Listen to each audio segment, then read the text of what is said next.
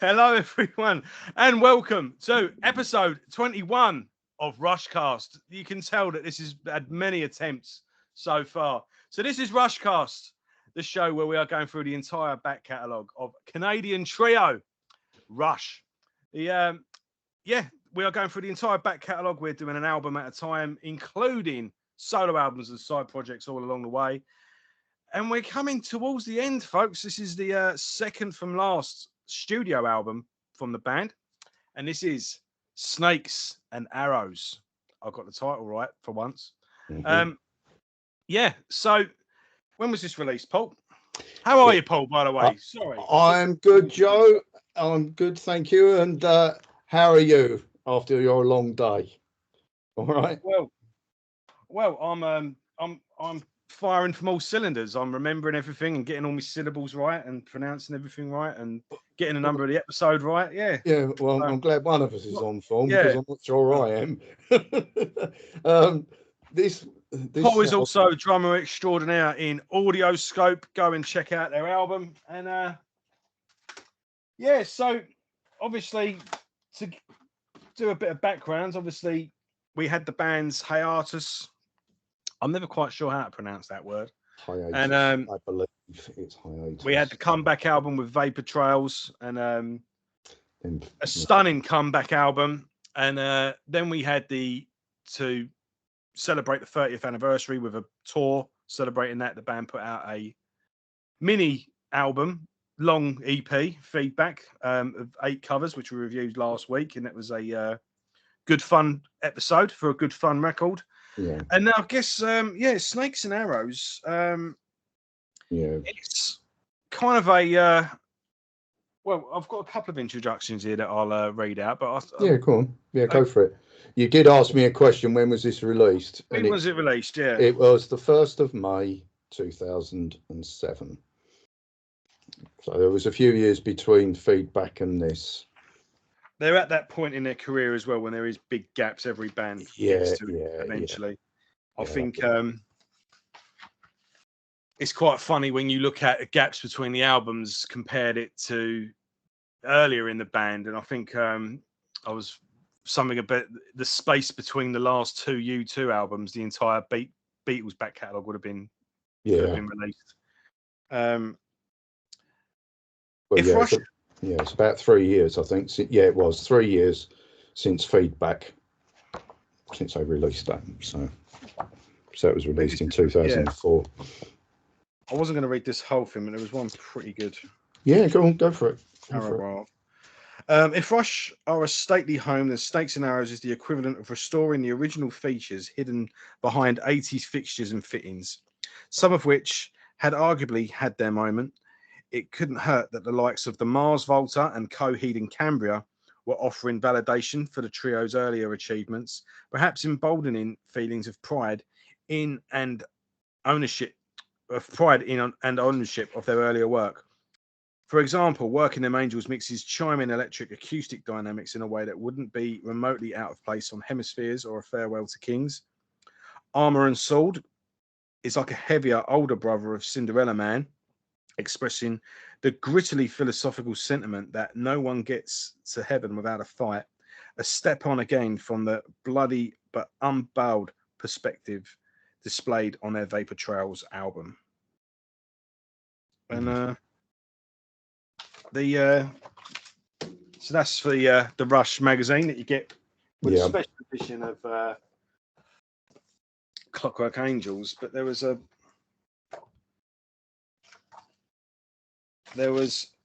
good quote in the Martin Popoff book as well. I've gone past it. Yeah, so I'm not going to read the whole thing, but Snakes and Arrows will result the free dynamic pressing upon its curious making. One, Neil found himself reflecting philosophically on the subject of faith and on the placement in the world as faithless but morally indignant. The outpouring of thoughts had been the result of a mind race to match his motorcycle chase and a chastening of as many of the memories to which he had to let go, a purging of the bad against desperate cling to the good, Ergo, essentially, the lyrics of Snakes and Arrows ask, "What now?" Mm. And I think the big difference between Vapor Trails and Snakes and Arrows is lyrically, Vapor Trails is very introspective, while Snakes and Arrows is more outward looking. Yeah, it is. Yeah, it's sort of it's almost like I was going to say on the offensive, but not really, but could be construed as that as well, with certain lyrics. He's sort of definitely setting his stall out. I mean, I've got in the book here, there's a fair bit about this with regards to the intro. I can read this to you. It's sort of it's just an interesting. It sort of runs alongside the things you've already shared. So it says here, during the mid-1970s, Rush's work pace was so intense that between performing and recording, there was little, if any, downtime to allow for writing. Consequently, the vast majority of songs were written in hotel rooms and tour buses, with Lee and Lifeson playing acoustic guitars. It is this back to basics approach that colours much of this album. Inspired by their work on Feedback, this new Rush album, at the time the new Rush album, is a step forward by the band into new territory, but it nevertheless features clear influences from the psychedelic and blues rock that initially inspired the band back in the 1960s. The album was produced by Nick Raskulinecz, who had made his name producing several Foo Fighters albums. This young and open-minded producer, and he would be the last producer for Rush. He obviously followed this one up with the last one, Clockwork Angels, which we'll get to. I thought Kevin Shirley did Clockwork Angels, no? No. Okay. No, it's this gentleman here, Nick Raskulinecz. Yeah, young open-minded producer, had grown up listening to Rush and was keen for the band to push themselves musically, encouraging the band to add more complexity and technicality to the music they were producing.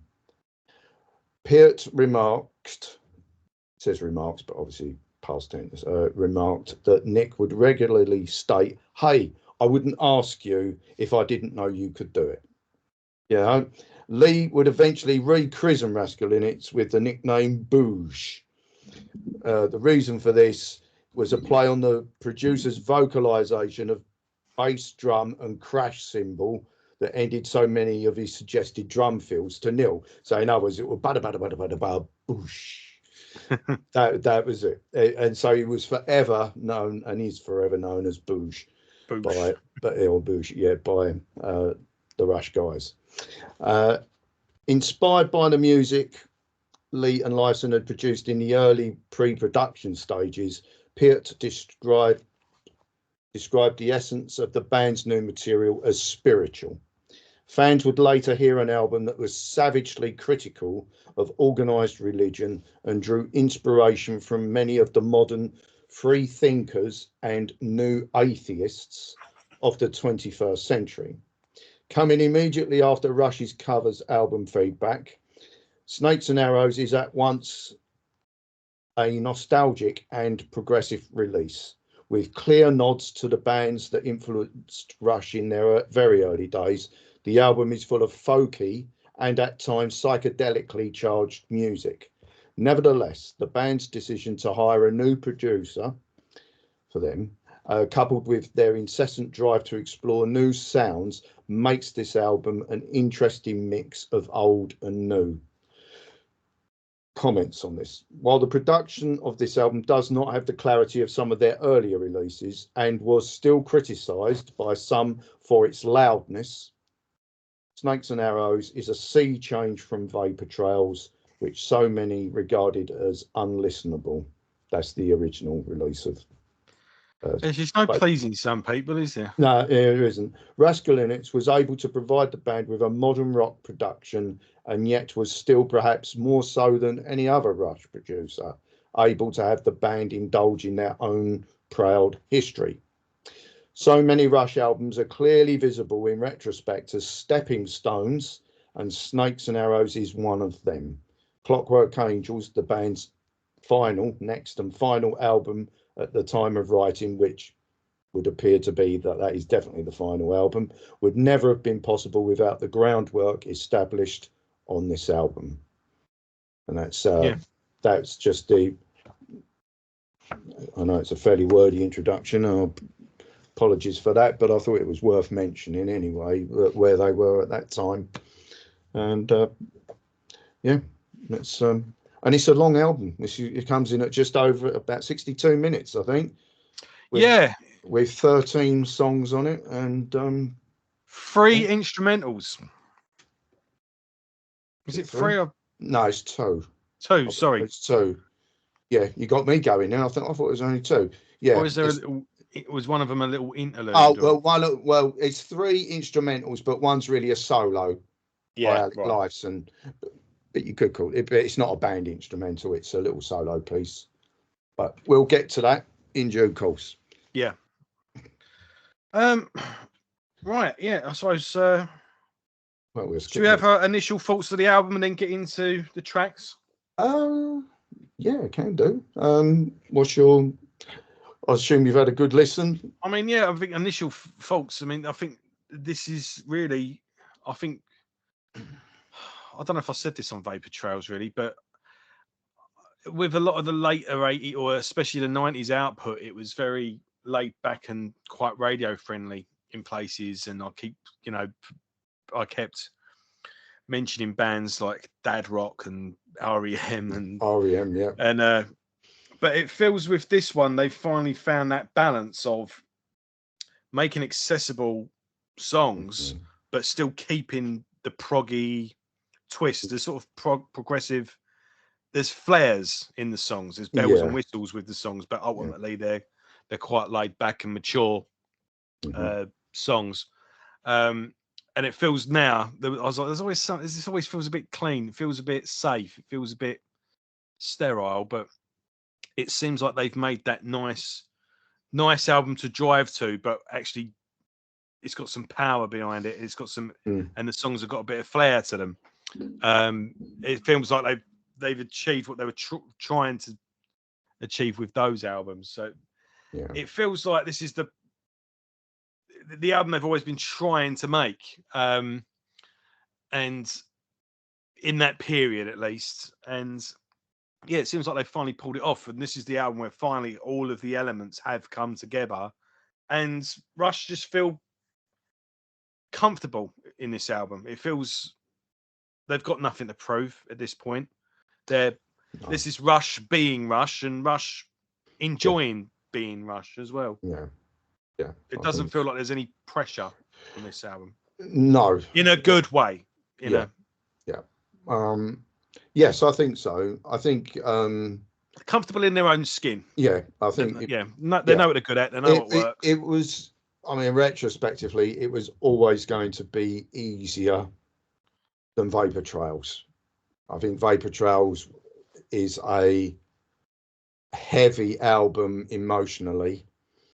Yeah. With everything that had happened. So, and it had that certain tightness and that tension to it, which for me made it. I still think, even today, I still think that Vapor Trails, considering the circumstances that they were in and coming out of, I think is a very, very good effort and a very consistent effort. And I think it's a really good album. Snakes and Arrows, I do like this album. It's got some great tracks on it. I think, though, it's not as consistent as Vapor Trails. I think there's a couple of tracks on here that are a little bit weaker. But again, it's not a criticism. It's just my own taste in this. But there are some cracking numbers on this. And obviously, thematically, it's all about spiritual and faith and faithless, which we're obviously going to get to. There's some fairly hard-hitting lyrics on this. And I would say probably if I was to pick one of the two, I would pick Vapor Trails above this one. Although I still think. do you feel the album could have done with a bit of a tidy up? Do you think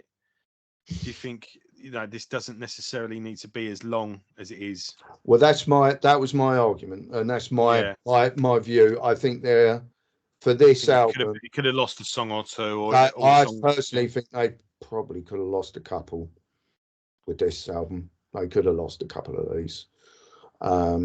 I mean, it might have been better if they'd sort of put them on there, but have them as bonus tracks or something. Might have been, but I suppose if they've written them, they might as well put them all on. But yeah, there's a couple on here which I think are not as good as the others. And I've said this before on a few of their other albums, and you have as well. Really, you just think they might have benefited from being slightly shorter, and yeah, would have been a better overall quality. I think with regards to the actual going to the quality, I think the actual recording of it, it's quite a nice production, and you can hear everything okay. Some people say it was perhaps recorded a bit loud. I have to admit, when I listened to it, I thought, oh, yeah, that is, because it's been a while since I've listened to it. It is quite a loud sourced album, but I can't hear any like horrible digital distortion or anything. It sounds fine to me. It's quite clear. No, I mean, it's been nice to hear the songs that aren't particularly heavy. They don't have to be heavy, but it's just nice to have them. Just have a bit of kick to them. Just have a bit of power behind it. Well, they have, and they've got some. Yeah. Got some kick. I think overall with this album, I think you've got a lot of what they call light and shade. They're quite marked on certain songs. It's very, they sort of go from one sort of dynamic and really cut it back, and so yeah, I still think it's like every Rush album. There are some great songs on there. There are some that are not in my mind, not quite so good and don't grab me as much, but that's a Rush album for you. Yeah. So that's my overall. Right, shall we get into the tracks then? Let's go for it. We've got it definitely comes out swinging and hits the ground running in both ways. And the tremendous Far Cry. I think this is one of my favorite Rush songs, and I think it's one of the strongest album openers. It's got a great introduction, a great opening, but when it does kick in, it's got a great riff, a great chorus, a really good hook for the chorus as well, with that on the guitar. And just a great chorus as well. Great lyrics. It's everything you want from a Rush song. It is. It's you've got. And I think it survived. I mean, there wasn't a lot of tours. There's not a lot of tours left, but I think they pretty much played. This song stayed in the set until the end, didn't it? I believe it did. It certainly. Obviously, it was on this tour, and it was on the following tour, which had no album. That was the Time Machine tour. I played on that. I'm trying to remember if they played it on Clockwork Angels. I don't know. I can't remember the set list for that. And I believe they played it on the R40. Yeah. But I'd have to. I don't quote me. I'm pretty sure they did it on R40. This is the one that would be played on more than one tour, definitely. Whereas a lot of the others didn't. I mean, what a great intro, and it sort of goes back to that. With all them stabs of dun, dun, dun, dun, dun, dun, dun, dun, very much prog sort of intro, which really is trademark Rush, really. And then, as you say, you just get that intro out of the way, slight pause, and then bang, straight in with a driving riff, and that with the driving drums and that riff on top of it, and beautiful open expansive chorus. It's got a lot of space for the words. Have you got any comments on it? I've got a little bit on it in here. I think it's just a great. I've got a general idea of what the lyrics are about, but it's a far cry from what we thought we would inherit. Far cry from the way we'd share it, and then obviously the one day I'm on top of the world, and the next day it's crashing in on me. Yeah, You know, yeah. or It's I'm on top of the wheel and then it turns in. yeah, Yeah, yeah. I'm on top of the wheel and then it rolls over me. That's it. It But rocks. Yeah, I mean, I'm just making but again, sure where it's moving so quick, it's just great. It's just a great it rolling. just goes right by you, doesn't it? And Yeah, you just hear you're just taken along this journey with it, because it really does just grab you and takes you with it all the way along. Comments here, it says here, uh, imbued with the raw sophistication that Peart claims colours much of this album, Far Cry opens the album with a blast of 21st century rock production, but with clear nods back to the band's earlier days. Lifeson's so-called Hemispheres Chord makes an appearance in the song just seconds after its beginning. Far Cry is an honest look at the world as it appears from Peart's perspective. His youthful optimism has given way to skepticism. The world, with its madness, anger, and repression, is a far cry from the world we thought we'd inherit. Nevertheless, it allows us moments of beauty and truth, and with persistence, we can continue to enjoy these. This was one of the later songs to be written for this album. It came together very quickly, or extraordinarily quickly, it says here. Lifeson explains, it was almost like we already knew the song when we wrote it.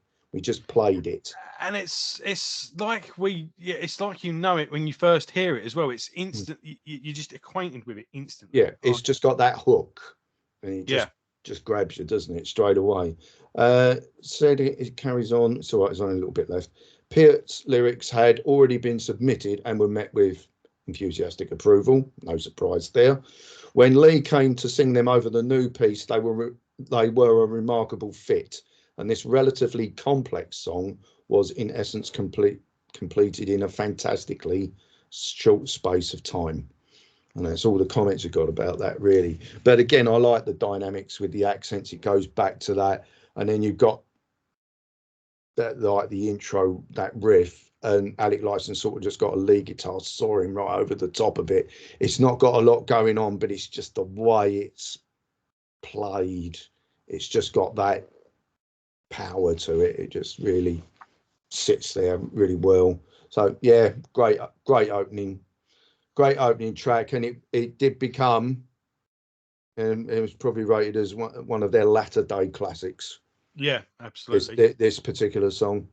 Yeah, there's no point in going through the lyrics. I mean, they are really superb, aren't they? And you've already quoted quite a lot of it, so I don't think there's any real reason for me to read any of this out. So I've got nothing more to say about it, Joe. Say just a cracking opener, and really good live, as you would Yeah. expect. It really is good live. Kicking in then straight into. I'm going to use my Bond analogy. Yeah, go on in. The perfect Bond film. You have your 5 minute or 10 minute intro action piece. Yeah. So it's like a short little mini film at the beginning, and then the film actually opens, and that's how it feels. Far Cry is your little mini action scene at the beginning, and then Sword and Armor, sorry, Armor and Sword opens with some, kicking drums from Neil, and then just kicks in, not into heavy, but a big expansive sound, which is almost it goes acoustic later on, but It does. it does have like a big. A It, lot of these it, songs are it, quite acoustic based, aren't they? they are, because, and I think that probably reflects in because they went back to their roots and wrote a lot of this acoustically, I believe, anyway, Yeah. from what the comments are in here. They sort of stripped things right the way back and just did it organically. With what you're saying is, I think with this particular song, there's a real, when it's heavy, but it's got a lot of gravity to it, especially the heavy bits, and then it makes it all the more dynamic when it cuts back to the acoustic parts. It's just it's that real dynamic range within this song. Arguably, this is probably your album title track, because it takes a line from it which I believe is the first couple of lines, isn't it? Yeah, the first line. The snakes and arrows a child is heir to are enough to leave 1,000 cuts. We build our defences a place of safety and leave the darker places unexplored. So basically, that's where the album title comes from, the first line of this song. It says here, a metaphor for faith, armour and sword, is Peart's comment on the positive and negative aspects of faith. On the one hand, it is a consolatory and reassuring protector, but it can quickly become a tool of aggression and dominance. Our suit of shining armour becomes a sharp and angry sword. Appropriately, the song is a musical expression of this duality. Pounding aggressive drums give way to lush, layered, melodic guitars. And it does, doesn't it? I mean, you can really hear that. The line confused alarms of struggle and flight were taken verbatim from the similarly themed poem Dover Beach by Matthew Arnold. I've never read it, so but apparently that is a line that is completely lifted from that poem. But yeah, I like this one. It even though it's sort of it's not quick, is it? It's just got that sort of medium pace, but it's just got so much weight to it and it's a good solid riff. Yeah, it's got a big guitar sounds. Yeah, and it's got nice effects on it, and it's got this big open. I always say like that open road feel to it, but it does. It feels really bright and big, and then it goes this lovely acoustic section for the verse, but then when it just kicks in that that's perfectly just backed up by Neil's drums as well. It's not too, he's not like all over the kit. Just a good solid beat just gives it a perfect groove. Oh yeah, absolutely. It is a great groove to this. His drum sound on this is very nice actually. It's got a lot of that very deep, rich frequencies. Obviously it's been captured very well, but the thing I like about it is when it goes into the solo section, you get this really quite a screaming little solo from Lifeson on this one, and it sort of just ups the ante a little bit. It gives it a little bit of bite, and but it's got the space to do that. And then of course you get them lovely open expansive bits where it is quite it's really nice. Everything just breathes nicely, everything sounds great, and and they're good songs, so definitely. Let's move on to Working Them Angels. Yes, now this was one also that was played not just on this tour, but it was definitely played on the Time Machine tour as well. Yeah, this one. Comments?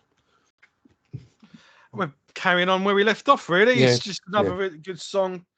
A good use of dynamics. All sorts of textures are being thrown around with, we're switching between electric guitars and acoustic guitars.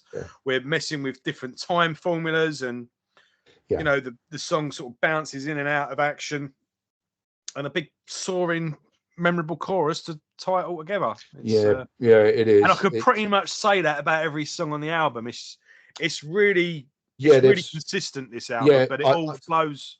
Yeah, there's a certain formula they seem to have sort of stumbled on. I believe this one does go between 3/4 and 4/4. It's got that slight lilt to it, and some very bombastic drums on this, like not massively fast drum breaks, but big. And Alex's guitar, sorry to interrupt. Alex's guitar sounds gorgeous as well. Yeah, it does on this. Real ringing. They're not solos, they're just leads, aren't they? But they just ring through, cut through the song. Lovely. He's doing his emotive thing. He's really sort of putting a lot of feeling into these ones, and that really comes across so well.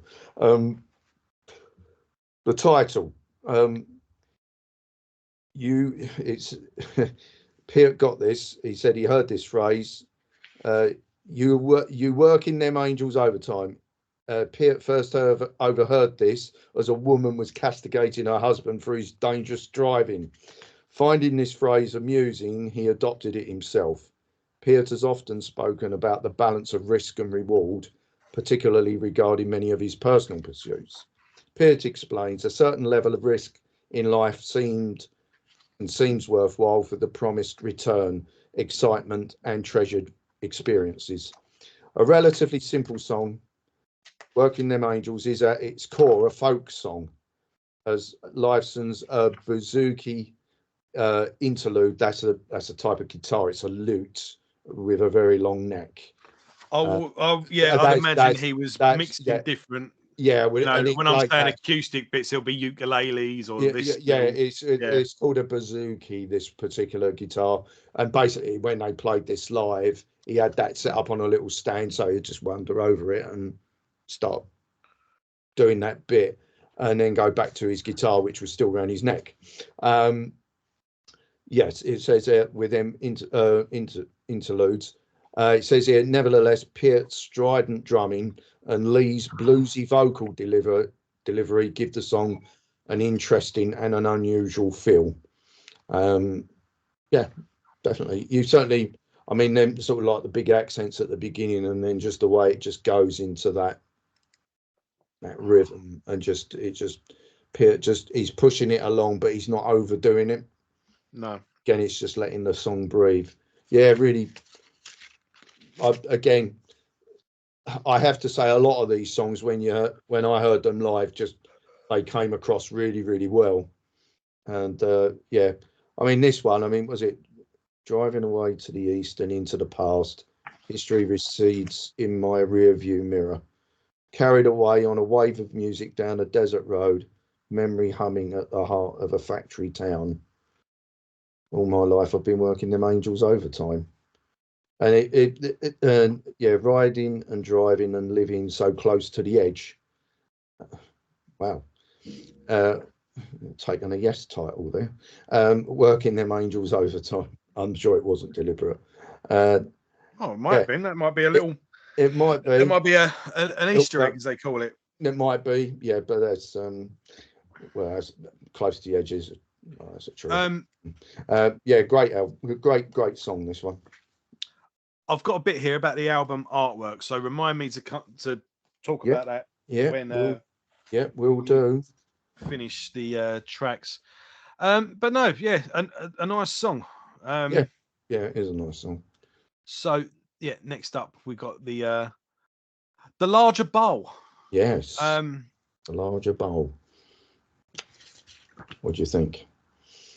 Again, it's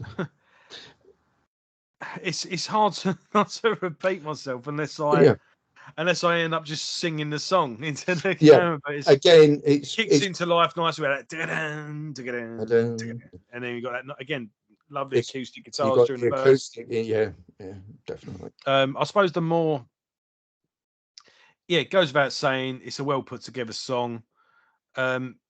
Nice hooks, nice melodies, nice big chorus as usual. You got a bit of a country twang to the solo from Alex. Yeah, it's quite a clean sounding solo from him. Yeah, really. But I guess I suppose the lyrics is the thing that really sets. Well, it is, isn't it? It's this one. I think the lyrical style of this, it's called a pantone, which is basically, and it's explained better than I can put it. The lyric, it says, is in the form of a pantone, which is a Malaysian verse structure in which the second and fourth line of each verse are used as the first and third of the next. And basically, you've got five lots of this. So that's the structure it has. Peart. This larger bowl is a title that had been percolating in Peart's brain since it came to him in, as it described it, a dysentery dream during his 1988 cycle tour of West Africa. The lyric, this unusual lyrical form, is initially jarring, but Lee's commitment to his vocal delivery gives the lyric a firm foundation and protects it from the dangers of apparent gimmickry. Thematically, the song would never not been out of place on Vapor Trails, it says here, with its sorrowful regard of the stark inequality in the world. There is no uplifting caveat, only the bitter observation, such a lot of pain on the earth. One of Rush's sparsest arrangements, this song features lengthy periods of only vocal and guitar, while an upbeat folk-inspired chorus provides the basis for, it says here, an angular and emotive guitar solo. It is, I guess, but it's quite a clean one from Alex on this one. There's not a load of effects on it. You can actually, you can pick everything out, what he's playing on this one. But when I see them do this live, I mean, we'll probably get to this when we do live stuff, but they would have, I think they had a couple of, I'm not sure if they're actors or comedic actors, but they did like a little sketch about it, and they just said, oh, here we go, and have a bowl, a larger bowl, sort of thing. It's that Canadian humour. I wonder if that was the "I Love You Man," because it was on this. Yeah, but it wasn't Paul Rudd. Oh, it wasn't Paul. Oh, right, no, I can't remember who it was now. I've forgotten about it. I've forgotten who it was now. I might have it somewhere. No, I can't see anything on it. Sorry, I can't remember. It was two. I think they were brothers, two actor brothers. I remember reading it somewhere, but anyway, it'll come back to me at some point. But yeah, I think it's quite a nice. To me, it's almost raw. Because it's fairly sparse, you can imagine them sort of setting up on the corner of a street somewhere and playing this one. It's not got, it's because of the acoustic bass and everything, the acoustic guitars, I should say. It's just got that sort of, to me, it's almost like a sort of street, almost like a street sort of sound to it. You can imagine, and I could anyway. I can imagine them playing it on a street corner somewhere. It just. Who was it that did a? I can't remember who it was now. Someone quite famous just busked, and it was quite funny. Yeah, people cottoned on eventually, but it was amount of time people just sort of walked past and. Yeah. I can't remember who it was, but yeah, you just made me think of that. Can you imagine Alex and Geddy just sort of couple of coats, like some hats and that. Exactly, and just start playing. I mean, I think there have been instances of stuff like that. I think the only one. I mean, it's no real comparison, but I think even someone like I think it was Gary Barlow. And he had a mask on, which was his face. Yeah. So they didn't think it was him, and he just went up and started playing because and they do it in London. They set up these instruments that anyone can go and play. Oh yeah, so like a piano and he went and started playing a piano, and he started playing a bit of a take there, and then he just took that off, and of course it's Gary Barlow, and people went berserk. So yeah, I could imagine Alex and Geddy doing something like that, and I think this would be a song that they could use. I think it would lend itself to it.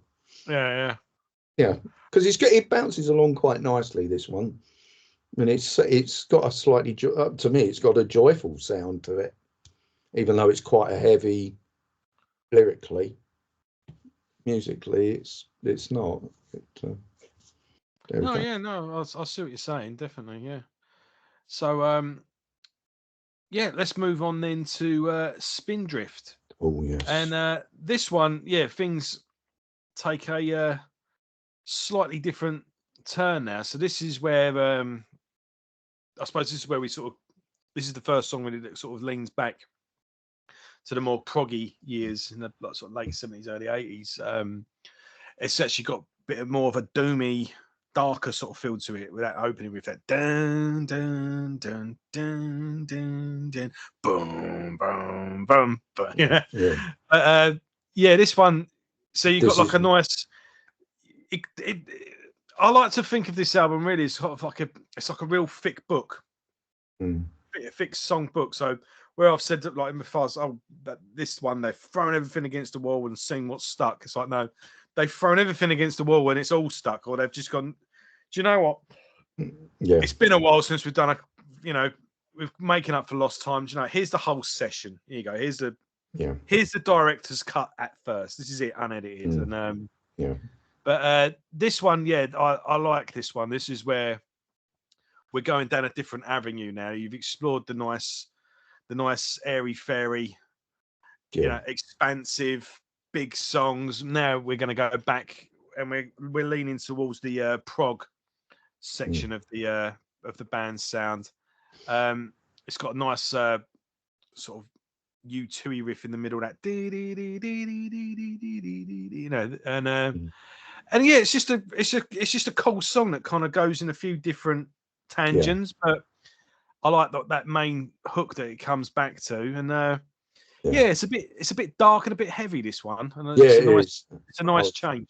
Yeah, it is. I'd say this is the one that sort of stands out. Is probably the heaviest one, as you say. It's quite a dark riff, and I thought, does it remind me of anybody like them sort of riffs? Would you say possibly would that sort of touch on Maiden, perhaps, with that sort of sound? Maybe later Maiden, I was going to say, because I'm sure 2 or 3 albums, something like this, but probably. I don't think it's dark enough to. I don't think it's Sabbath. I don't think it's not. Sabbath, it tends to be a bit darker. Possibly Dio Sabbath, maybe. Maybe Dio Sabbath. Yeah, I'm thinking Tony Iommi, that especially that down, down, down. Yeah. I could imagine something from the Dio age or the Tony Martin era. Yeah. I'm head over heels at the moment, by the way, because you've mentioned this is your fault. Tangent time, everyone. The Tony Martin years is getting released. Oh, is it? Okay. This May, yeah. Okay. Tony Iommi put out a post-Christmas New Year statement. Right. With little bits of with a bit of like, this is what I've been up to, this is what I've been working on, and this is what I've got coming, sort of thing. And did you see there was this Black Sabbath ballet or something? Was it? And Tony Iommi and Robert Plant went to it. And if you're on Facebook, you got inundated with photos of people that just apparently they were both happy to take photos with everyone. They weren't there with bodyguards or anything like that. Yeah. But yeah, so you've got that. But he just said, I know I've been talking about it for a long time. But yeah, the Tony Martin box set is coming. It's definitely happening this May. And the reason this took so long is there's been legalities, licensing, and this company owns that album. And I think there's a bit of argy-bargy paperwork-wise. Yeah. But yeah, apparently the beloved, and as Nightmare Cabin regular viewers will know, I'm a massive champion of the Tony Martin era of Sabbath. I think it's criminal that period has been put into the cupboard, basically, of rock and metal history. I think, the last album is a bit wobbly, but still got its moments, though. But yeah, I think you've got 4 very, very good albums there. Okay. And I'm glad they're seeing the light of day again. So, little tangent there. It was your fault. That was my fault. You brought up Black Sabbath. So. I think it just... Yeah, it's just nothing specific. It's just that general feel and just the way. And again, it just sort of, it's not fast, is it? But it's just got that real presence to it when everything kicks in. I'll just read what it's got here. It's not a few paragraphs. It says here, featuring some of the heaviest work on the album, Spindrift is another song of stark light and shade, and it is really. Licensed guitar squeals and crashes like the tormented waves in the song's lyric when, with little warning, the storm abates and is replaced by light and transcendent textures. The poet Robert Frost's epitaph, "I had a lover's quarrel with the world," influenced Peart to write this song, the exasperated, raging lyric. "What am I supposed to do? Where are the words to answer you?" are evocative of the personal and private stresses of life, and yet this song is truly worldwide in its outlook. When this song was written, the world was fraught with conflict. Well, deja vu. There we go. With considerable Western intervention in the Middle East and the rise of religious terrorism, the world seemed locked in conflict. As the waves crash in on the western shore, the wind blows fierce from the east. Well, Yeah, don't worry, Neil. It'll sort itself out soon yeah, enough. well, one way or the other. It's either that Yeah, we've got World War III. yeah. The I mean, phenomenon, yeah, it says, last bit, it says here, the phenomenon of spindrift itself is yet another example of Peart's encyclopedic knowledge of weather. During a gale force of 8 or above, the crests of waves will begin to break off in the wind direction into their own foamy white drifts. did you know that, Watching, Paul? no, I didn't know that. Yeah. Watching, watching for this is an indication for sailors that a gale is becoming particularly severe. If I was on the sea and it was severely gale, I'd be looking for the nearest port, and I wouldn't be commenting, thinking, "Oh well, then waves are breaking. Oh, it's going to get really bad now." I'll Well, be got a saying, lot of you got a lot of spindrift today, lads. yeah, Yeah, exactly. You'd be saying, it's "Quick, let's get very, ashore." yeah, it's very spindrifty today. Yeah, it is. Yeah. It's quick, you know. Um, You can yes, tell because the waves are going a bit foamy there. Look. yeah, they're going a bit foamy. You know, I think. Yeah, I was just seeing if there was any of the other lyrics. It's, I mean, just the way that opens up, the waves crash in on the western, you just get this immediate sort of conflict within the lyrics, which really suits this music, I guess. Again, nice tight, quite an emotive solo on this, I think, again from Life's, and it just sort of captures the mood just right again, as always. Yeah, I can't see anything that sort of really, I think it's all been said there. There's it's still a great number, very dark, and live they really, when they played this, I think they made sure all the lights went I down. was going to ask actually. I was like, please tell me they did this one. Like, Oh yeah, they did. surely. They definitely Yeah, did this one on this tour, and when they did it, just the way it comes in, all the lights were sort of very dim, yeah. and then you just get I'm sure it was just a spotlight on Alex when he started in with that riff, and then you just bang, just flooded with light once they were all in together. It was just really effective, and it just sounded mean, really mean live. Yeah, terrific stuff. I keep meaning to start working my way through the pile of Rush DVDs. I want to try and watch them all before. Before we get to But them. for some reason, Paul, my wife just doesn't want to sit and watch them with me. I can't. Well, she's been very selfish. Yeah, exactly. She doesn't know. She just doesn't know quality when she sees it. Quite obviously, but she's got fairly good taste, hasn't she? Mrs. She likes well, you know, in men anyway. But, yeah. Do you say? Why won't you sit and watch a 3-hour Rush concert with me? Yeah, what's wrong? What's wrong with that? What more would you want? Yeah, she's quite it's funny. better than the EastEnders omnibus, isn't it? You know? Well, yeah, but she likes. Is it Motley Crue? She likes. Yeah, Maybe you saying, yeah, amongst others. You know. Yeah, she likes her 80s rock and 80s metal. Well, that's anyone with big hair. Yeah. No, well, that's me out then. Yeah. So yeah, you could, mid era Rush, I might get away with. Yeah, but not the end here. Okay, that's fair enough. Now, But that's it. That's the background to the song of mine. It's called Spindrift, and yeah, yeah. I can't. I mean, the lyrics are what they are, and you can hear them quite well on this anyway. Again, there's quite a nice vocal separation on between between that and the music. It seems to work quite well throughout the album, really. Right, well, let's move on then to another song with really good lyrics, The Main Monkey Business. Oh yes, The Main Monkey Business. Yeah, one of two. There is a little bit of vocal on this, really. There is a bit of harmonising, isn't there? No lyrics. Yeah, there's a little bit on there, but not. It's an earworm, though. This is Yeah.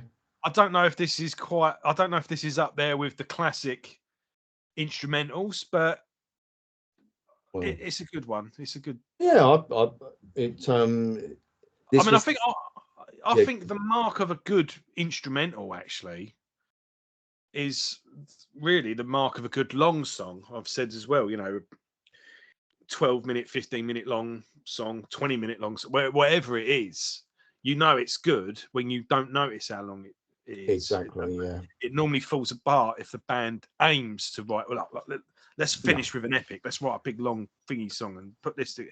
That's when it falls apart.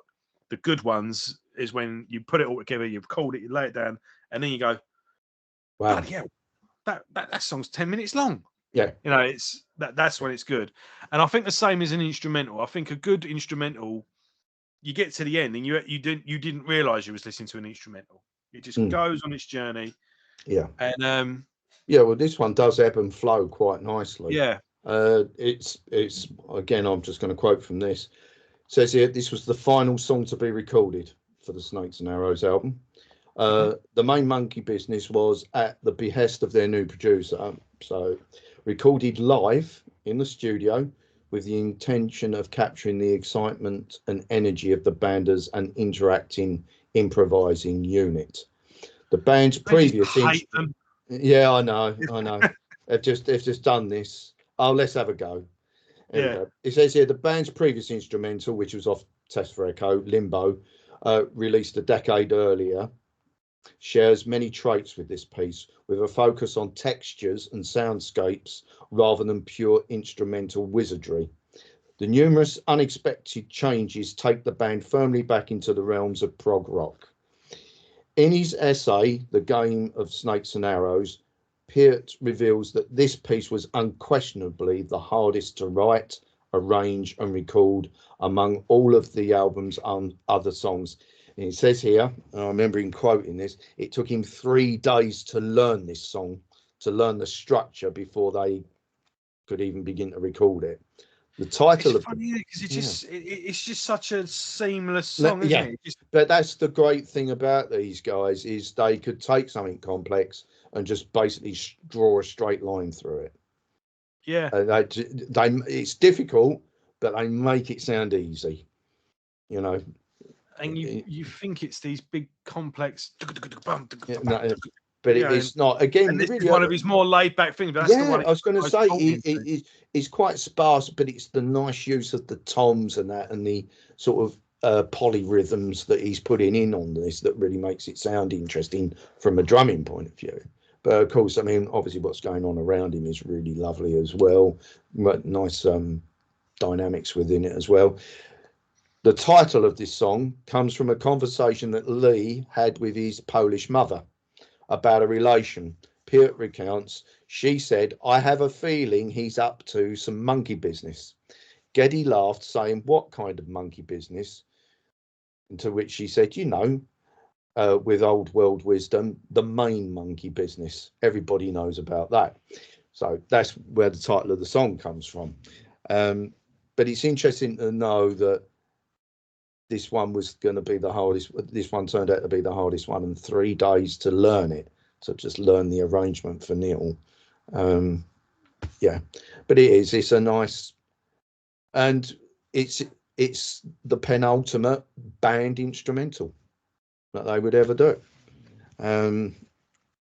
There isn't one on Clockwork Angels. No, there's none on Clockwork Angels. If, like you said, there are 3 instrumentals, but one is really a solo piece. So, but yeah, This is the, and I didn't know it was the last one to be recorded either. So there you go. So I think they blame the mighty Booge for that. Yeah. So, but I like it, and I think it sort of breaks the album up quite nicely. It's sort of in the middle of the album, so I like it. Yeah, no, it's got a great melody running through it. I mean, he does a little solo on this, but it's sort of more like to me, it's more like an incidental sort of backdrop that he's playing on it. Yeah. I mean, he's not really playing, and it's not really heavy, is it?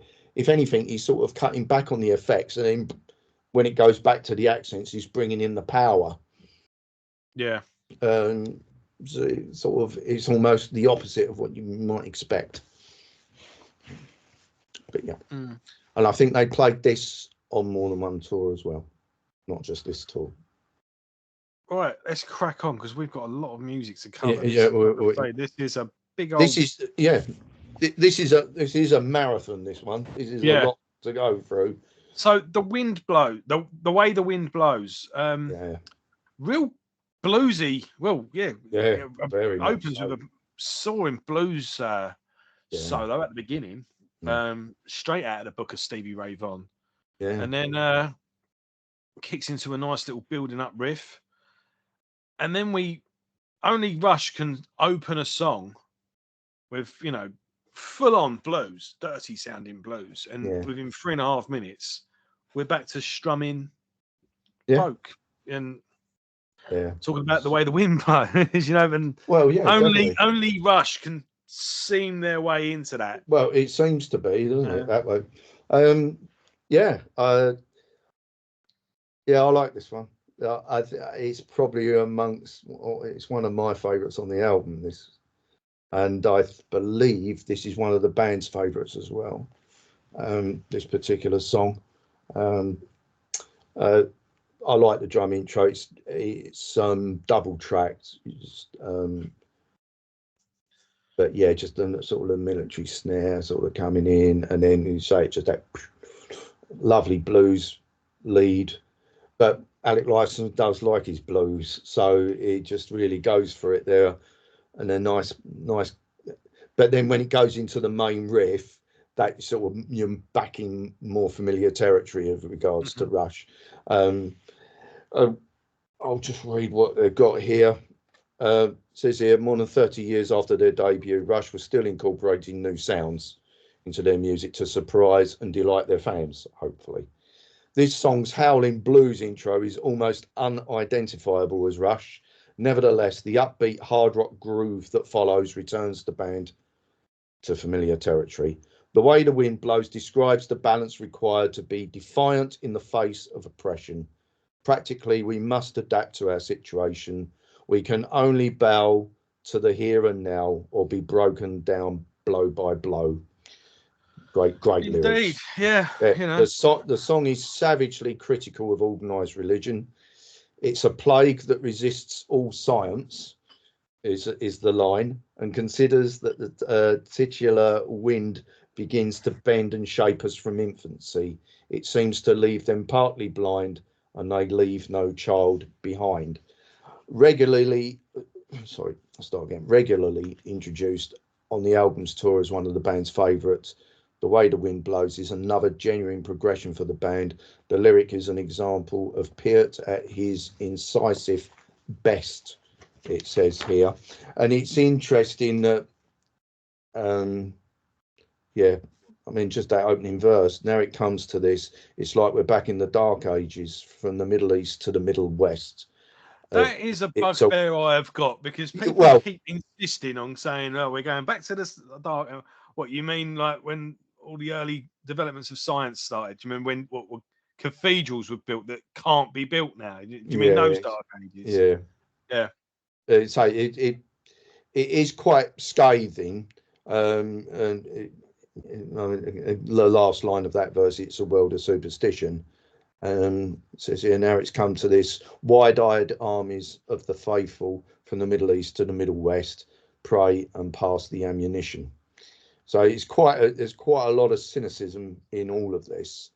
But you get them lovely open choruses. We can only grow the way the wind blows on a bare and weathered shore. We can only bow to the here and now in our elemental war. So, yeah, I think it was around this time that I think it was around this time because there are other lyrics that Piet sort of basically lays out his views. That I think some people have, it obviously got into the, I don't know how much into the public eye, but it sort of got into obviously certain media and whatever. And I think when his name was mentioned, I don't know if it was one or two people, commentators said, "Oh, Neil Peart, he's just a faith basher." And he heard that comment and it hurt him. He actually said, and I think he turned around and said, "I'm not knocking anybody's beliefs." He said, "All I'm saying is it's not for me. It's not what I believe in." And I mean, we're going to come to the song soon anyway, but the song Faithless basically sets his stall out. You can call me faithless. But he said, no, he's not knocking other people's beliefs. It's just a case that he's set his stall out with it. So, but I think, mean, yeah, I think some people did have a bit of a dig at him about it. People can sort of people did tend to sort of go as well on the sort of back foot and go, oh no, I'm not saying that. I'm just saying organized religion, and then they go on to do a scathing, insulting, rapport. But I think even people, who do have faith are also the first to criticize organized religions because they're the ones that get things wrong the most. And I read a great article as well. It goes into a lot of things, but the title of it was "Dear Organized Religion." I am a follower of Christ, but not because of you. Yeah, and it exactly. Goes into a lot of the things. Well, yeah. You taught me the law, but you didn't teach me about Christ's teachings. You taught me this, but you didn't teach me about the Gospels. You judged me on how I looked and how I presented myself and how I didn't have a perfect appearance. But when I was struggling with something, I couldn't tell anyone about it or tell anyone of my struggles or get advice or encouragement because you'd be straight down on me for not being perfect all the time. And you've made me live to a standard that no one can obtain. So therefore you've pushed me away from it. And then behind, I bet none of you are living to the standard that you're holding me to anyway. So I get all that. And I mean, basically, that's sort of Pharisees. Yeah, that's really what it's about, and that's what Neil was having a go at here, I believe, with it. And I think so. In the end, it's a case that with the organised religion, whether it be church or mosque or whatever, you end up worshipping the institution rather than the Almighty.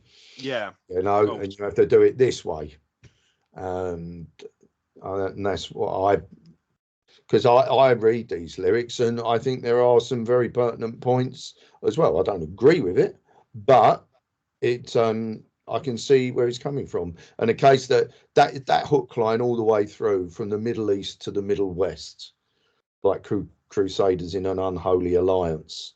It is what it is, and that's what it says. I mean, just them last couple of lines of this song: like a solitary pine on a bare wind-blasted shore, we can only grow the way the wind blows. So basically talking about your circumstances and what you find yourself facing. So, but having said that, it is one of my favourites on the album. And again, this was definitely played. This was played live on this tour, only on this tour. But I thought it was quite a highlight. I think with that and the video and everything that was going on behind it was pretty good. Yeah. So, and quite a nice little solo and stuff like that on it. It's quite nice. So I've lost track. Where are we? And we in Faithless. No, we're not Faithless yet. Right, okay. It's Wind Blows. The next one I is didn't know if we'd verged into no, Faithless. no, That's one no, I did. no, no, no, Right, no. so that's the way the wind blows. Then we got Hope, which is just it is his 2-minute interlude. So you were right in what I was saying. It's not hardly an instrumental, is it? But No, but it says here it's the shortest Rush song on any album. Hope is regarded by Peart as a kind of secular prayer. This short solo piece for 12-string guitar was written by Lyson and recorded in one take. Hope is further evidence of Lyson's enormous admiration for Jimmy Page, so it reminds me of when you listen to it, whose influence can be heard from the outset. And he says here, and I didn't know this, a live version of the song was nominated but failed to receive a Grammy Award. what of Hope? Yeah, that's what it says. Okay. I'm only reading. Oh, I'm not disputing it. I'm just yeah. I was sort of thinking, really. I think of all the songs that were nominated for a Grammy. But this might have been like in a particular category, like a solo or something, or okay. Just it might have been that. But I can hear Jimmy Page's influence in. Now it's said. Now you can hear it, but it's nicely done. Is it Mountain Song on the first album? Yeah. They just go. Yeah. But it's just yeah. I think it's after. Stuff. Yeah, but there's Led Zeppelin 3. There's a lot of acoustic stuff on there. Black Mountain. Something Mountain. Black Mountain side. Yeah, it's after Your Time Is Going to Come. That's it. That's one of my favourite Zeppelin songs. Yeah, it's you got that, but there are other parts of it where Page does the acoustic. The other ones are on. The one that it does actually remind me of is on Physical Graffiti, Bron Your. Yeah. That's it's just a little guitar piece, and that sort of reminds me a little bit of that. But obviously it's Alec Lyson. But yeah, you can hear that. Just even like the certain chord progressions, you think, yeah, you can sort of hear the Zeppelin influence there and Page influence. So yeah, not a lot to say about it, except it's a lovely, pretty little piece, and he played it live. He played it live on this tour. They played quite a lot of this album live on its tour. That was something I was going to come to. We can go. But then again, they were doing these marathon sets at the time, and there was always like a little acoustic section. So to start off an acoustic section with that would more than make sense. So right, let's get into Faithless then. Yeah, Faithless. My favourite dance act. Yeah. Well, it's not a homage to the band. It if you got I say I don't want to keep hogging this. Have you got anything? I've got insomnia. Yeah. You got anything on it? No, it's just a basic sort of downbeat rock song, really. It's got a bit of a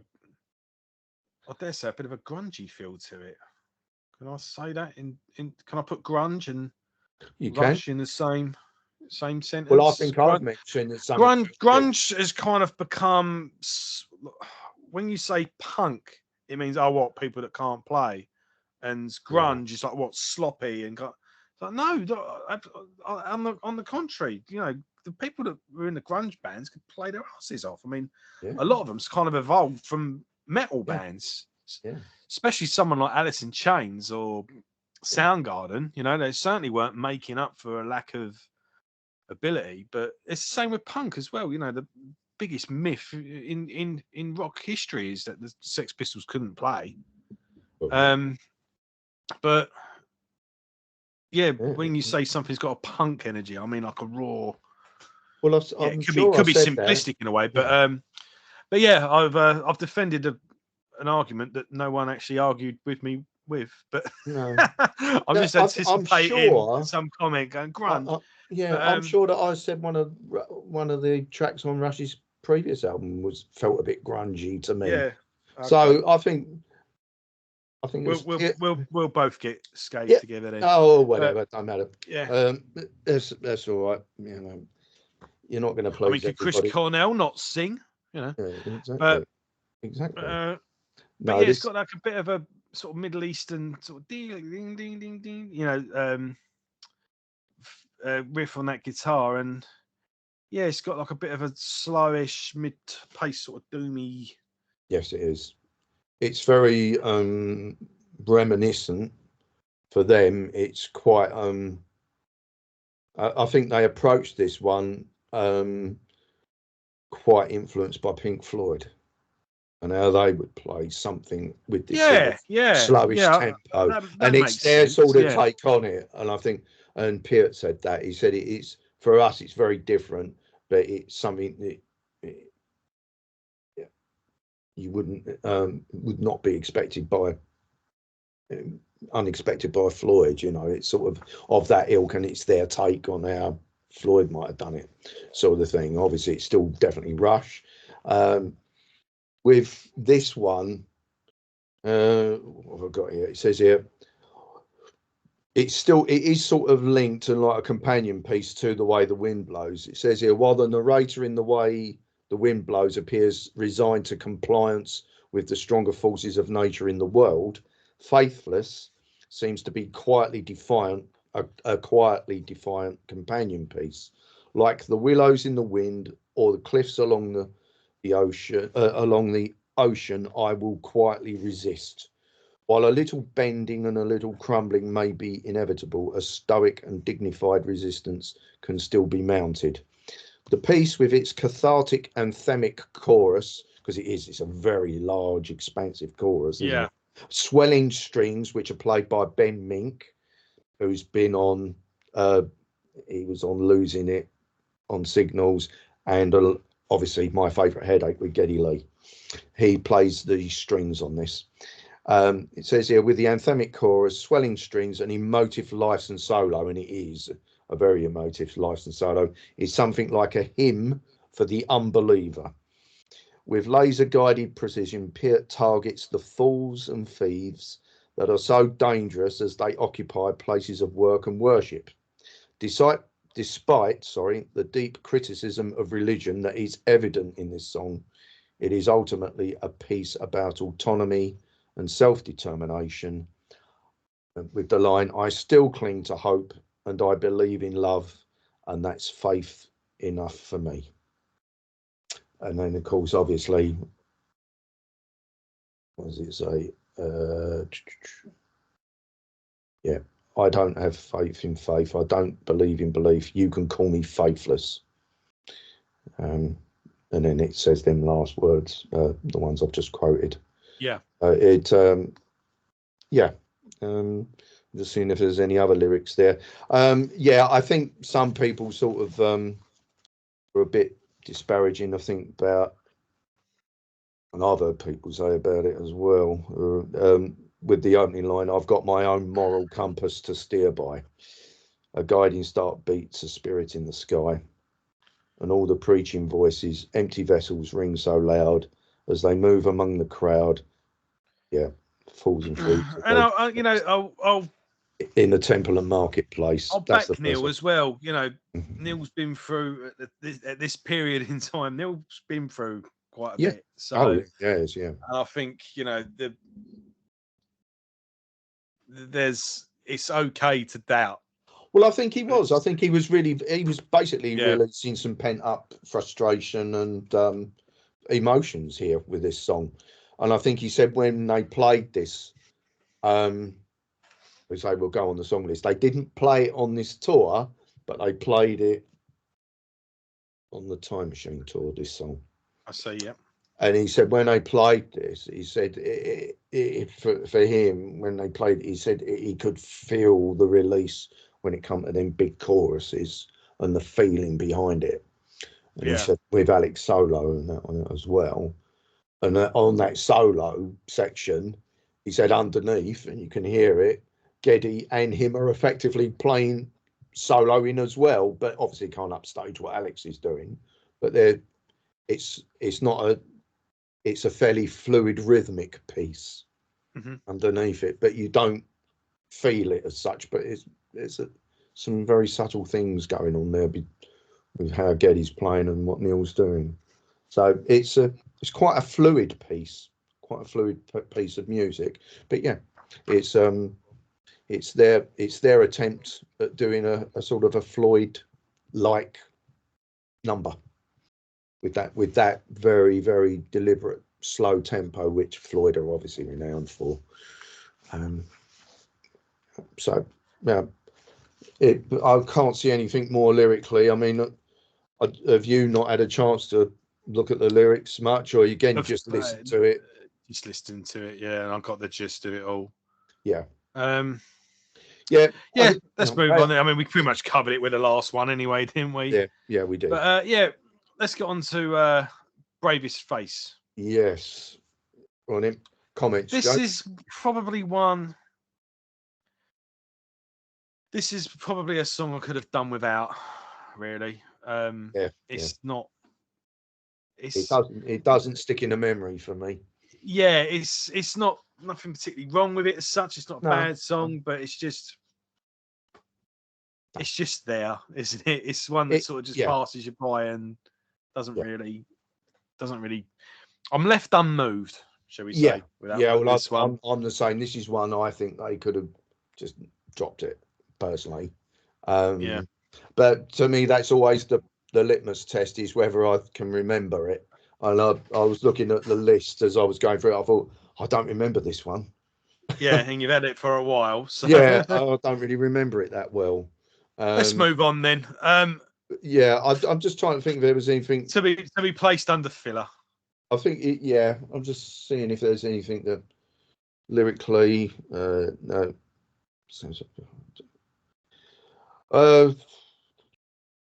There's not really much to say. It just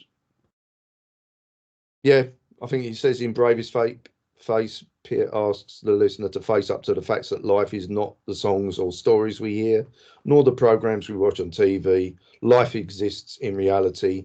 Living as we do in a world without magic, we must value the precious little we have and face the world with our bravest face.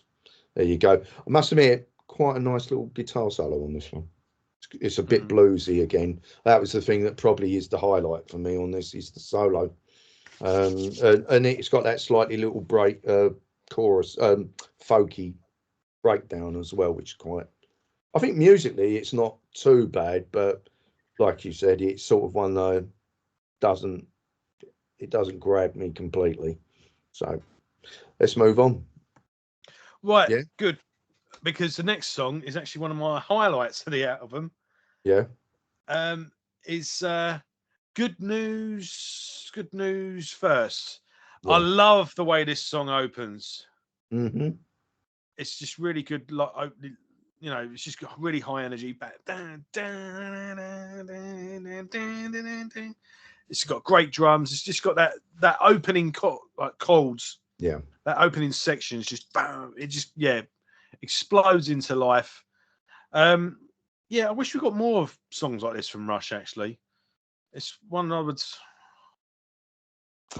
might even say this one's quite heavy, but again, it goes into a nice mellow, effecty on the guitar verse, but then explodes back in again with that nice chorus, and I like the lyrics on this one as well. They're quite humorous. Yes, they are. They are quite good. I'm just seeing if I've got. It says for this song, in its early form, Good News First was going to be another largely acoustic arrangement, and was at the time regarded by Lyson as one of the weaker tracks on the album. As the dissatisfaction grew, the band decided to totally rearrange the track and give it a heavier, electrified sound. The song's melody was also arranged differently, with Lee's original vocal line being played by a mellotron, an instrument that they had not used since 1975's Tears, which is on 2112.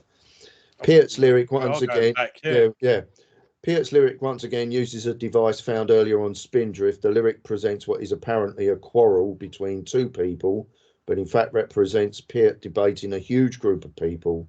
Good News First speaks of loss of faith in a benevolent universe, but also of the enduring nature of beauty.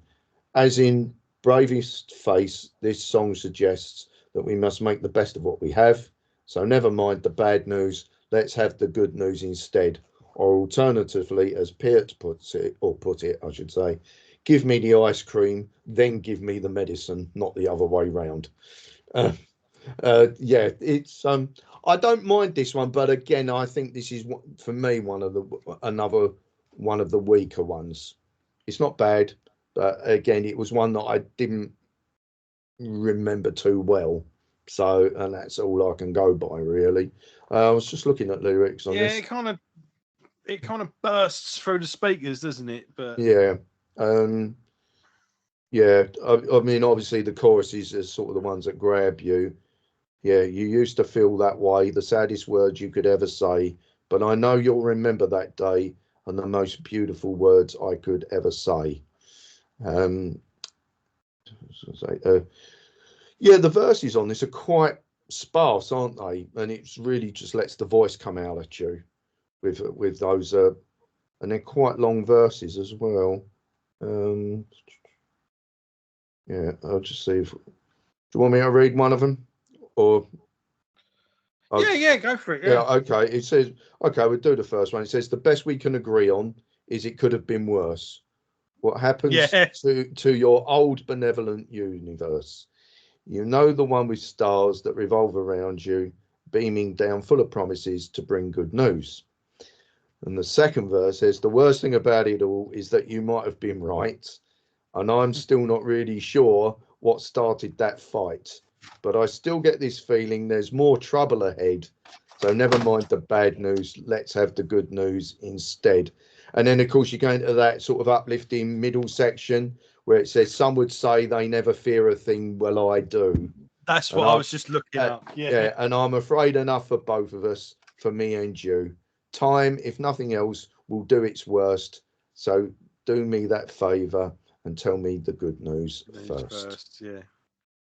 It's got more going for it than Bravest Face. I prefer this one to Bravest Yeah, Face. but again, It just there's a bit of ironic humour in there as yeah, I well. think so. I think there is. I think there is on this one. Yeah, it's not bad, but People again, don't think, but yeah, I do. yeah, exactly. Yeah, Yeah, I think this one would be the other one that I would have dropped. I think personally. I mean, you said you quite like it. For me, again, because I didn't really remember it that well, I thought, okay, I obviously don't like it as much as the others. So they would be the two that I would have dropped yeah. and Okay, left the rest in. fair enough. Um, Right, and what we got next? Oh, we've oh, got two left. yeah, it's the So last instrumental that they. Malignant Narcissism, and this is a proper instrumental, is it? It's not Oh very long, but no, it's only just it over is. 2 minutes again. It's about 2 minutes 30 or something like that. You see, I would have opened with one of these if I was. I would have opened because got a few instrumentals on here, give or take, but I would open with one, and maybe I don't know. I think this would be a good opener actually because it's quite jammy, isn't it? And Well, it is. it is Yeah. only 2 minutes, but Yeah. It's not a particularly long song, but there's a lot going on in it. So because it kind of comes to an abrupt ding a digga digga digga bang the bam, and then bang into something fairly well known. yeah. How does the other one end? Like if it's just like bam bam bam, and then the day's time's tired, Well, just to open up with an instrumental. I just they come on stage like they're there, they're playing along, and then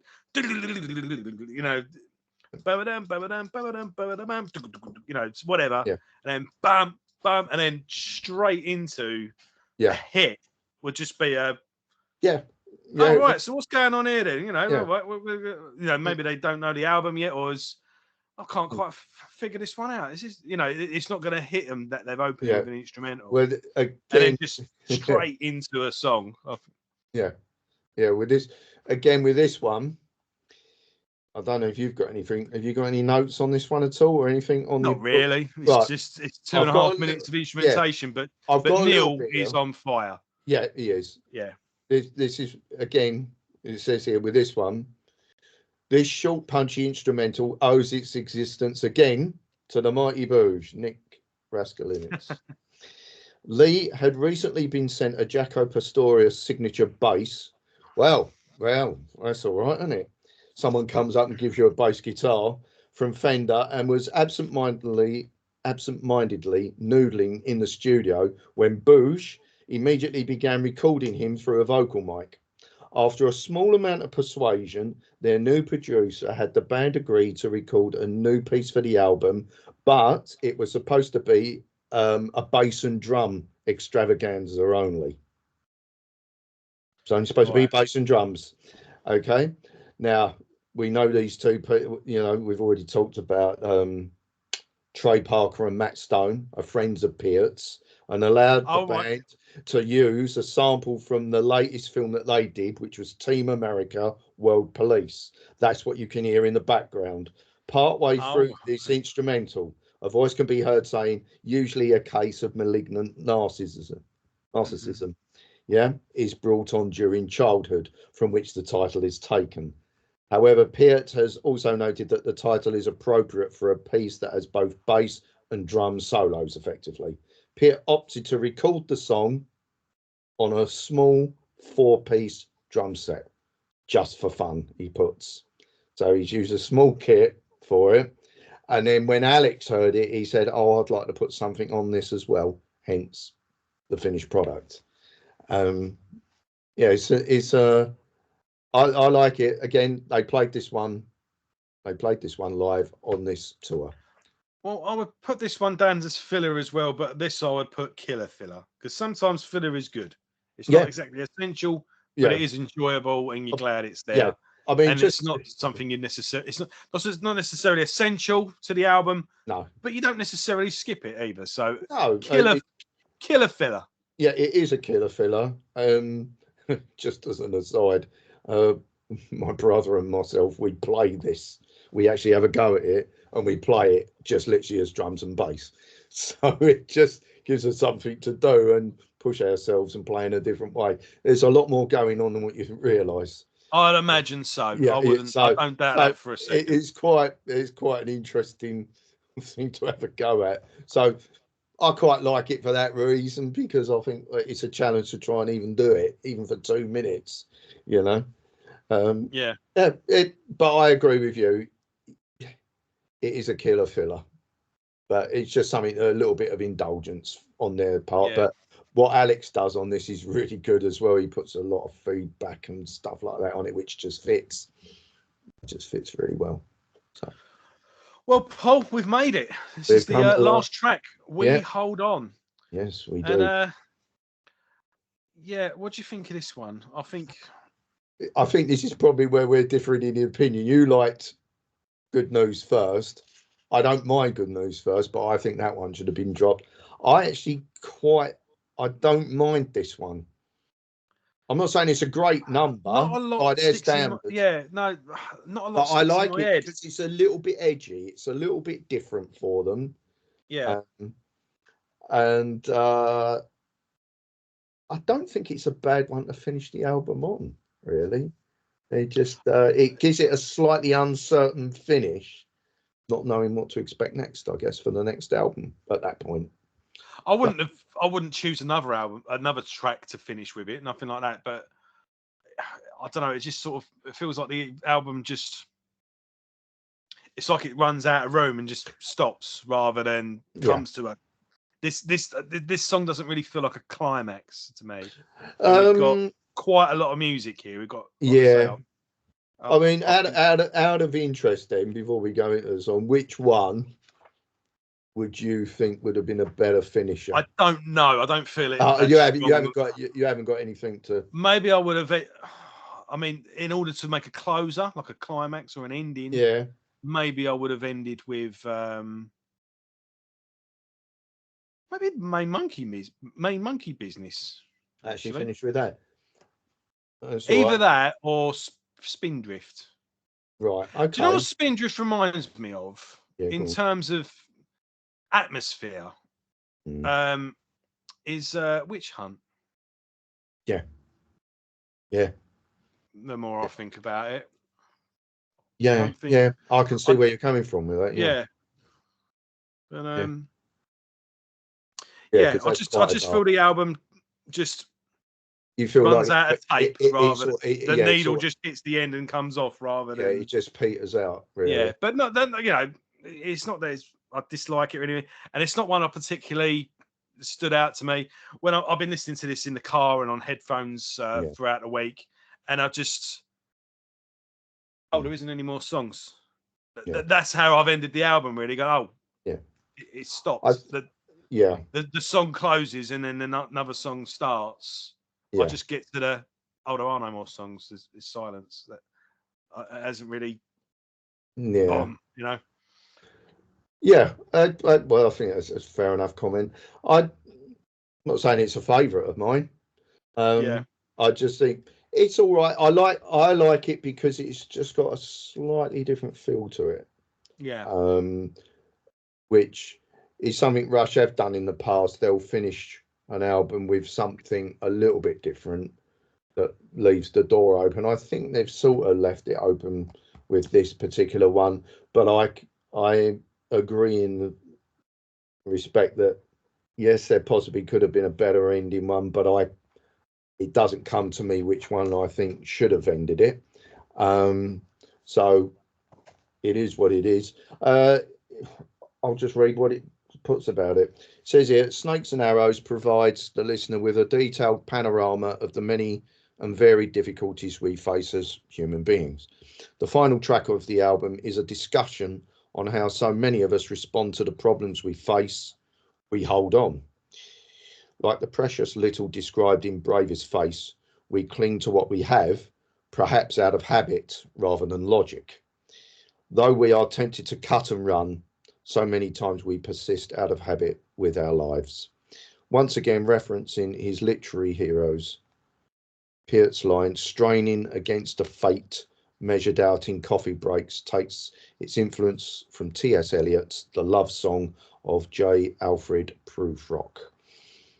For a song that is essentially a resignation, that's it. The music is remarkably defiant, typically Rush in its driving chorus and exuberant instrumental section.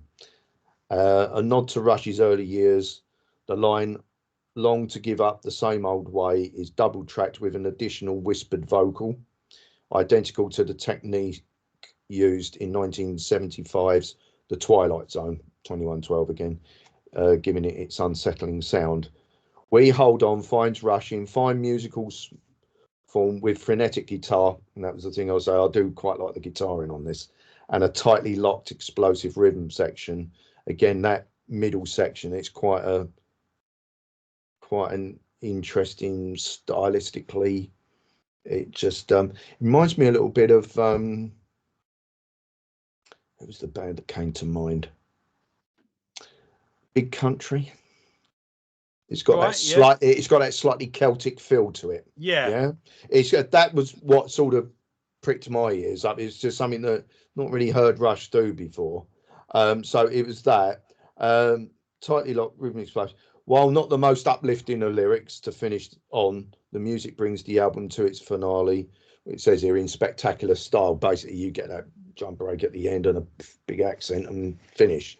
Um, I'm just going to look at the lyrics on this. Yeah, how many times do we tire of all the little battles, threaten to call it quits, tempted to cut and run? How many times do we weather out the stormy evenings, long to slam the front door, drive away into the setting sun? Yeah, uh, and it's just that, yeah, keep going unto dawn. How many times must another line be drawn? We could be down and gone, but we hold on. How many times do we chafe against the repetition, straining against the fate measured out in coffee breaks? There we go. So it's all about keeping going, folks, Yeah. despite the odds against you. Just keeping going. So I know it is downbeat, but at the same time, it's telling you there's a sort of defiance there, isn't there, with it? Yeah. Um, but yeah, interesting that so you would the ones you would drop off of this would be Bravest Face and this one. We Hold On. I wouldn't necessarily drop it off. I just it's just put it somewhere else. yeah, possibly, and just I don't know. It's just again, it's just not a song that particularly stood out. It's just not one. No, I agree. That's why I prefer Vapor Trails to this one, because I think Vapor Trails, I was totally focused on it all the way through, and it kept my attention. The back end of this album, I sort of found myself drifting a little bit. Yeah, they lead with the good foot on this, don't they? It's they do. They do. When it comes to selecting what order to put them in, it was like, we'll put those ones at the back, because. But definitely for me, the two that I would drop would have been Bravest Face and Good News First. Yeah. Of them, probably, and then closely followed by this last one. But I think because of the stylistic differences on it, it sort of just, to me, it had a slightly edgier feel to it, which was quite interesting to me. So that's why I would have picked to keep that one on. Whether it would be it's the finisher, so that's the end of it. You said you wanted to say something about the artwork. Yes. Where's me? I'm surprised I remembered that. Cool. Yeah, well done. Okay, good job you did as well, because I would have forgot it. Right, so it's just something worth adding. Yeah, cool. Since we're throwing it all in. Right, what's the story concerning the album cover? Okay, this is the first album cover since Fly By Night that is not a Hugh Syme design. Mm-hmm. This game board that adorns the cover of the record is something that Neil found. He was looking up Snakes and Arrows, and the band decided on Snakes and Arrows as an album title. He did his due diligence, thinking, hey, I want to make sure no other rock bands used this title recently.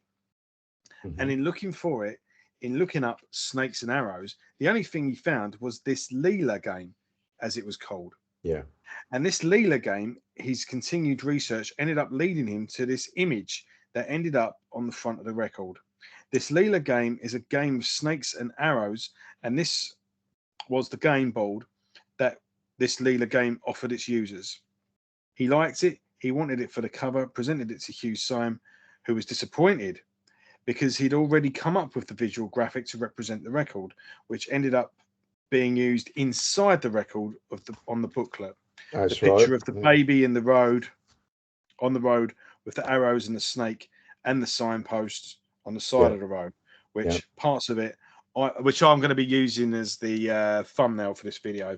As you know, because you clicked on the thumbnail, didn't you, viewers? You know, but which parts of it I thought were interesting, but there are elements inside that I didn't think were him pushing the boundaries much. It's not my favourite album cover by a country mile. It might be my bottom third. Yeah.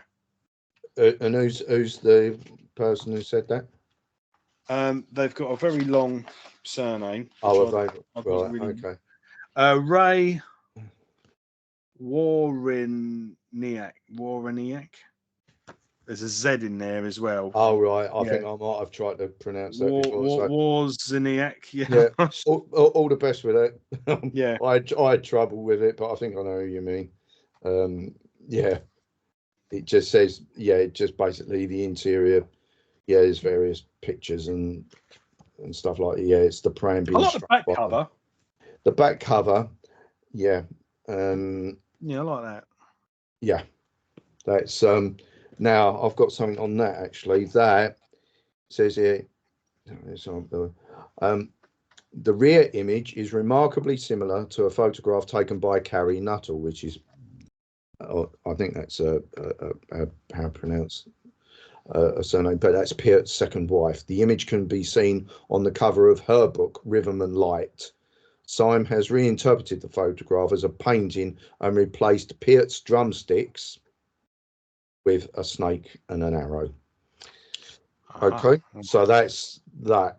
So that is a painting of Peart's hands by the looks of it then, or try to like visually age it. But yeah, apparently that is a picture with that. It says here, Lyson gets credit for Hope, composed and performed by Lurkst, one of the many nicknames, Lifeson, all by his own self. Uh, there's other things. Yeah, Lee thanks, among others, Duke and Ewan for their exceptional canine behaviour in a supporting role. In his long list of thanks, Lifeson extends appreciation to Pink Floyd guitarist David Gilmour, who had been instrumental in encouraging Lifeson to write predominantly on acoustic guitar. That's Which is interesting. interesting. Yeah, it is. Yeah. And Peart thanks a typically large number of individuals, but at the heart of it all, Carrie, his wife. And it says here, the album is brought to you by the letter S, as in snake. But there you go. Again, a bit of humour about it all. I've got nothing else on that. Yeah, I mean, it's some quite interesting pictures and like the visual for each of the lyrics and in the booklet and that. So it's always worth having a look. So I think particularly the one. You've not got this one on vinyl, then, no? No, because it wasn't released. But the one of the angel. I'm sure it is now. It probably is now. But I quite like that picture, working them angels. Yeah. That's quite good. Right. Statistics. It's a bit late in the day, but Yeah. I should have edited in some sort of news. Yeah. Dun, dun, dun, dun. Dun. Yeah, but we can Vital do that. statistics. Yeah, exactly. Yeah, exactly. I said the strings on Faithless, Ben Mink. This was recorded at two different studios, Alair Studios in Shokan, wherever that is, and additional recording at Grandmaster Recorders in Hollywood. Chart positions: Canada number 3, UK number 13, and in the US number 3. Yes, it was quite a big seller in the US. The subsequent tour was in 2 halves, and it totaled to 114 dates. It was their second longest headlining tour after Hemispheres. It's their second longest and their highest grossing tour as well. It grossed $65 million. So commercially, it was the most successful one to the day. Do you know how many shows Hemispheres was? Just so I don't have to look it up. Do you know? It was 135, I believe. Oh, right. So it was still a good chunk more. Yeah. But I mean, there are other ones where they've done over 170, but a lot they weren't all headlining ones. That was in the support years. Yeah, and support years, and that goes up to and including. But 114. That's a lot for bands, because they've been selling out arenas at this point as well. Yes, exactly. And I have got the tour schedule up, and they did 2 shows at Wembley Arena. So that was a big tour. Yeah, it was a big tour, and so much so that they did North America twice. Yeah, they did North America twice. The songs that they played, well and truly back. At this point, the songs that they played off the album: Main Monkey Business, The Larger Bowl, Far Cry, Working Them Angels, Armour and Sword, Spindrift, The Way the Wind Blows, Malignant Narcissism, and Hope. So that's 9 of the 13 songs that they played. Have probably been easier just to list the ones that they didn't play. Yeah. They did 15 dates in Europe again with this one, 7 here in the UK, 2 in Holland. They're the ones that were recorded and filmed for the subsequent DVD and the live album. 2 in Germany, 1 in Italy, and then 3 in Scandinavia, 1 in Norway, 1 in Sweden, 1 in Finland. And that was it. But the fact is, because it sold well in the US, they did the first half of the tour and finished in Europe, and then went back and did USA and Canada all over again. And it was split into 2. First time it was mid-June 2007 to the end of October, and then they reconvened the following year, April 2008 through to July.